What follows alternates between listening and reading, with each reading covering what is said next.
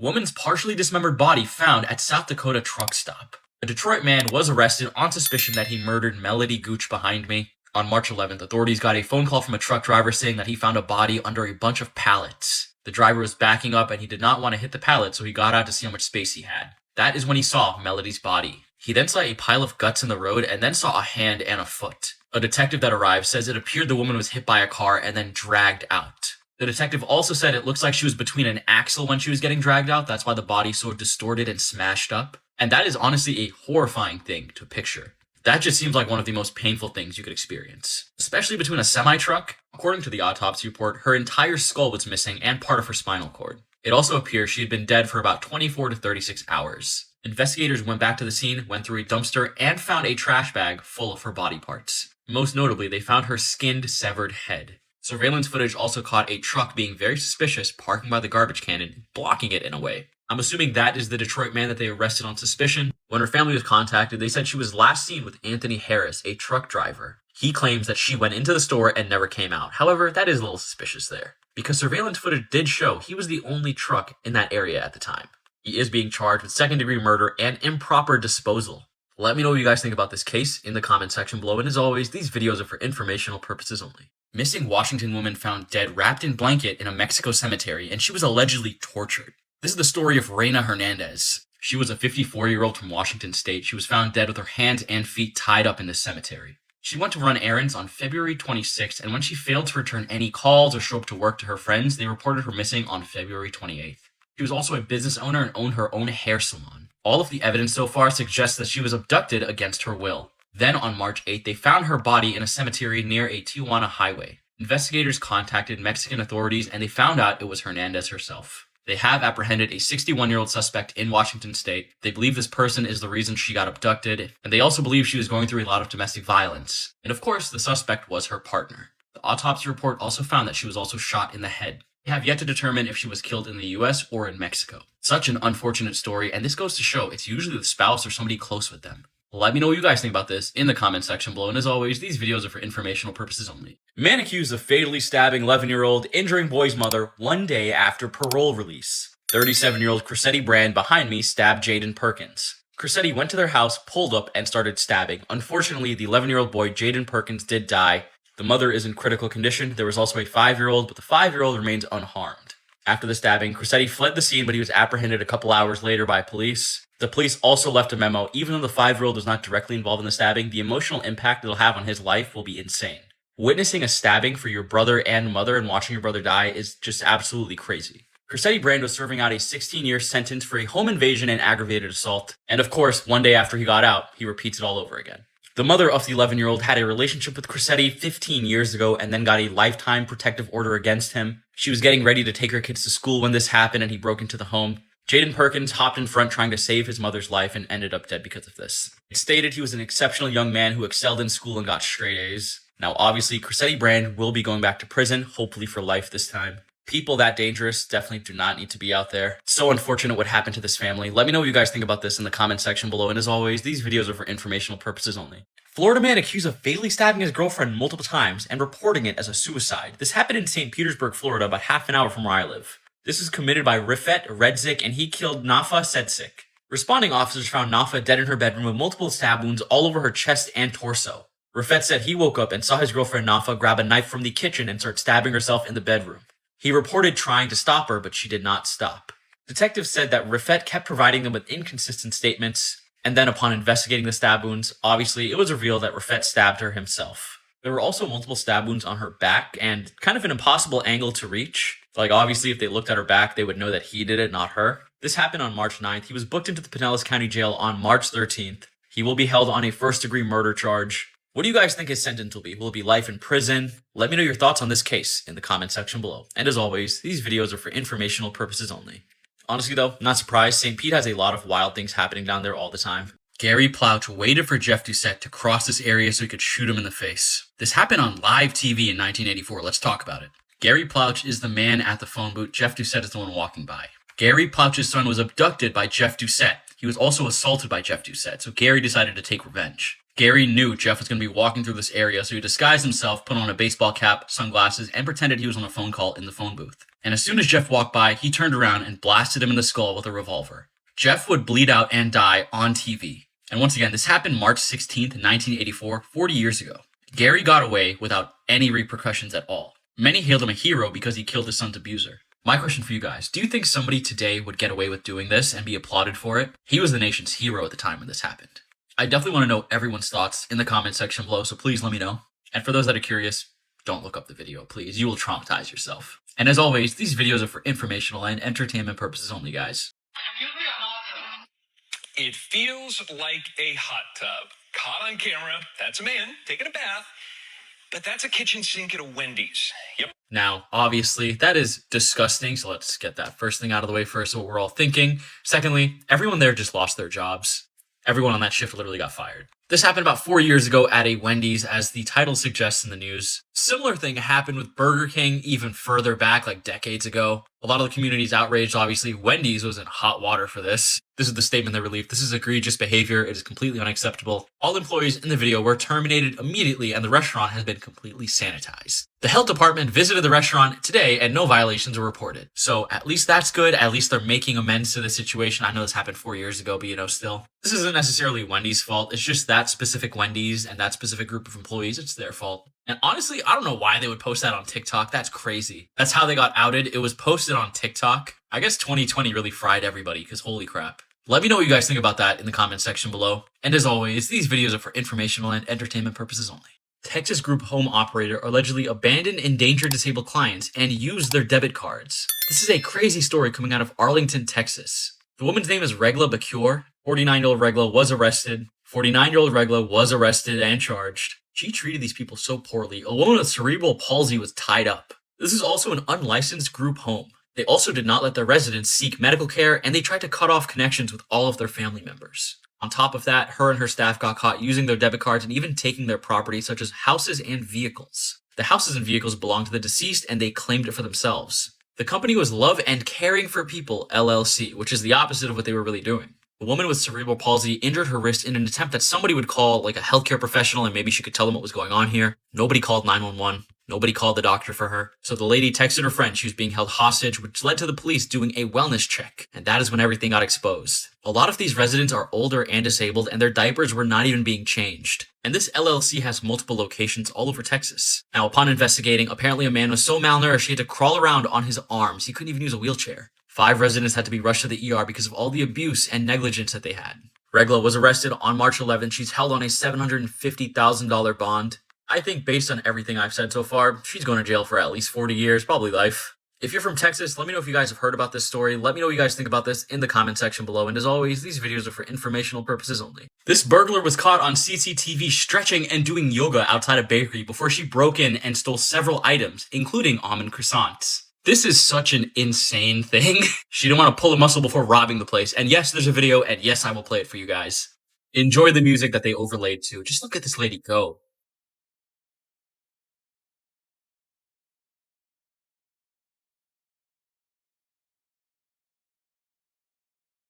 This is insane.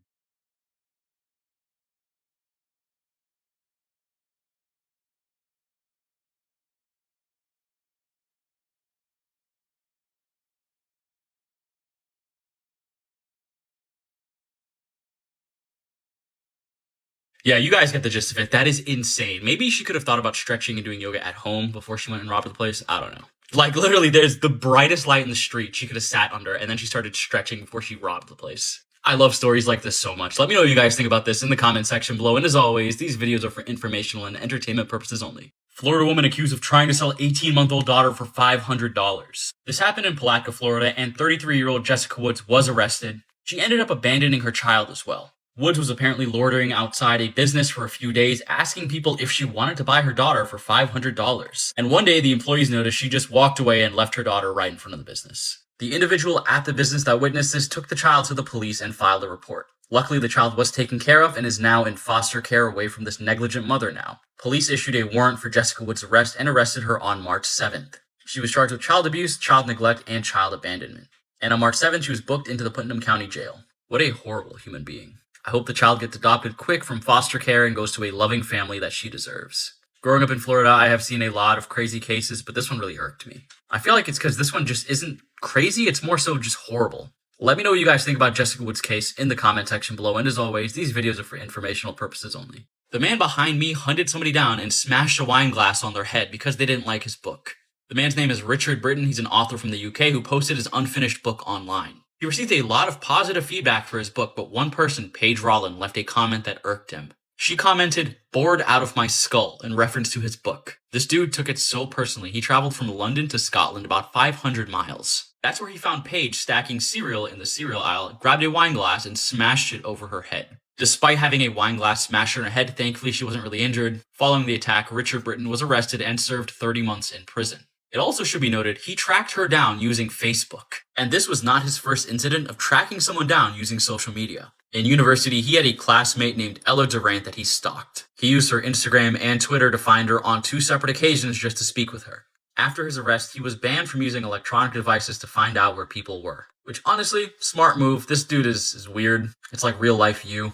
Let me know what you guys think about the Richard Britton case in the comments section below. And as always, these videos are for informational purposes only. This is the last photo of Maura Murray, who disappeared in 2004 in New Hampshire after draining her entire bank account at an ATM. On the day of her disappearance, she told the nursing faculty school that she worked at that she was going to be out of town for a family death. The family said that that was not true.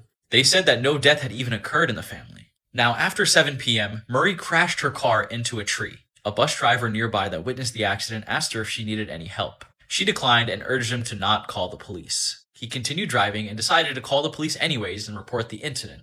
The police arrived on scene at 7:43 p.m., but Murray was nowhere to be found. Upon investigating the car, they found wine and beer bottles, but they didn't find any of her IDs, credit cards, debit cards, or cell phone. In fact, her credit card, debit cards, and cell phone had not been used in years before her disappearance. In 2019, a radar detected movement around where she lived, so they went to investigate the basement. Nothing was found. Police treated this as a missing persons case, but a voluntary missing persons case because it seemed like she didn't want to be found. As of 2023, her disappearance is still a mystery and still unsolved as to why she decided to do all this. Let me know what you guys think about Maura Murray's case in the comment section below. And as always, these videos are for informational purposes only. Breaking true crime news, California pastor allegedly hired hitmen to kill his daughter's boyfriend. And he paid them tens of thousands of dollars, all because he did not approve of the boyfriend. On October 21st of 2023, the boyfriend did get shot in a drive-by shooting at around 7 p.m. He was rushed to the hospital due to gunshot wounds, but he survived. So Samuel Pasillas behind me, the pastor and the father to this daughter, actually paid the hitmen $40,000 to do this. So obviously the pastor gave all these hitmen the location of where the boyfriend was staying at, all this information. They apparently surveyed him for weeks before committing the hit. That is kind of terrifying to think about. Now, about a week ago, on March 13th, they finally got enough information to put Samuel Pasillas, the pastor who called this hit, in jail. They also arrested Juan Sabreros, who they believe was an accomplice to this. Both of the men are being charged with conspiracy to commit murder, and they are both being held on a $1 million bail. The police are also looking for one more person of interest, but these two are going behind bars. Let me know what you guys think about this in the comment section below, and as always, these videos are for informational purposes only. I don't know if you guys know about the story, but in 2008, a Chinese company actually tainted a bunch of baby formula. They put melamine in the baby formula to pass nutritional testing standards. This is used in plastics and fertilizers, so obviously it's very hazardous to children. At least 6 infants died from this, and hundreds of thousands of others got sick from this contaminated milk. This resulted in product recalls around the world and extreme outrage in China once they discovered that they were trying to cover this up. This wasn't just one company though, the dairy farmers and the middlemen were all in on it. The milk company and the producer Zhen Jinping was begging for forgiveness during the trial. However, the Chinese government was not playing around with this stuff. They executed him in 2009. I feel like if there's one demographic you should not mess with, it's babies. So many mothers, fathers, and families were outraged and heartbroken because their infants were getting sick or dying. It wasn't meeting nutritional standards, just make a new product, you know? Do you guys think this was handled appropriately? Let me know your thoughts on this story in the comment section below. And as always, these videos are for informational and entertainment purposes only. North Carolina woman allegedly hit and killed her husband with her car. This is Taisha Carter, and she will now be charged for running her husband over with her car and killing him. This happened on Thursday, February 8th. Police responded to a motor vehicle crash on that date. That's when they found Jermaine Major underneath a 2004 Acura sedan. EMS and first responders on the scene pulled Jermaine out and tried to save his life, but they could not. His injuries were way too severe from getting run over by the car. They then arrested Taisha Major, his wife, and they charged her with impaired driving. They also hit her with felony death by motor vehicle. She was then booked into the county jail. More than a month later, they arrested her on the charge of murder on March 18th. She was rebooked into the jail without bond, and her court date is now scheduled for April 8th. I believe they got information this was a premeditated murder and she planned to kill her husband, and that's why they decided to re-arrest her and rebook her after she served her little time in the jail. Now, obviously, if they find that out to be true, that she planned to kill her husband, she's probably going away for life. Let me know what you guys think about this case in the comment section below. And as always, these videos are for informational purposes only. Ohio woman pleads guilty to killing significantly older boyfriend, and then she tried to fake that it was a home invasion. 36-year-old Deborah Frazier behind me has pled guilty to fatally shooting her boyfriend, trying to cover it up and dispose of the body, and then calling the police and saying her home was invaded. She is now responsible for the death of Thomas Waddle, and it's reported that she shot him for financial reasons. I guess he had a good life insurance policy or something. Thomas Waddle was 66 years old at the time of death, so he's about 30 years older than Deborah. The two apparently met at Kroger, and then they were on and off again. The shooting happened on August 9th of 2023. Apparently, Thomas was in his recliner chair when Deborah came behind him and shot him in the back of the head with a pistol. The next day was when Deborah Frazier called the police. She ransacked the house herself to make it look like it was broken into. She got on the phone at 911 saying that the men were still inside, and then they heard a gunshot on the other side. I'm assuming she fired off a shot just to make it more realistic. And then she claimed to have been shot. When detectives got to the home, they wanted to test her for gunshot residue because, let's see if she's guilty or not. That's when her story started changing up, and she was like, oh wait, no, I touched the gun that shot me. Also, the ransacking that she committed was just a few torn up photos of her and Thomas. Everything else is pretty orderly. And on top of that, his body was duct taped in a comforter on a bed. Her search history also showed her trying to learn how to use firearms. And of course, the autopsy report saw that he died about 12 to 24 hours before she even called. She then had her other boyfriend commit bank fraud and call Thomas to try to get information out of him. This was before the shooting happened, obviously. Let me know what you guys think about this insane story in the comment section below, and as always, these videos are for informational purposes only. A North Carolina man who goes by the name Batman accused of fatally shooting his friend. This is 36-year-old Cody Helms who shot his friend after a dispute. On March 21st at 1 p.m., somebody called into 911 saying their family member had been shot by a man who goes by the name of Batman. When police arrived at the scene, they found Jonathan Yancey dead from a gunshot wound, but Cody Helms had fled the scene already. And both of these men were friends. Helms is located about a mile away from the crime scene when officers apprehended him. He was arrested on the charge of murder and booked into the Rowan County Jail. He will be held in the jail until his first court appearance, which is to be determined right now. But yeah, looks like Batman's going to jail. From that mugshot alone, I can tell this guy tells everyone he's Batman. At first, I got kind of worried on the headline. I thought this was going to be the guy on TikTok that says stay out of Gotham. Thankfully, that is not him. But this guy right here, he needs to stay out of Gotham. Let me know what you guys think about Cody Helms' case in the comment section below. Or Batman, as he goes by. And as always, these videos are for informational and entertainment purposes only. Florida mother charged after son goes missing from home in deplorable state, covered in flies and roaches. This happened in Tampa, Florida, where I'm from. Behind me is Tanya Rodriguez and Aaron Edwards. On March 19th, officers responded to Rodriguez's home after she reported her son missing.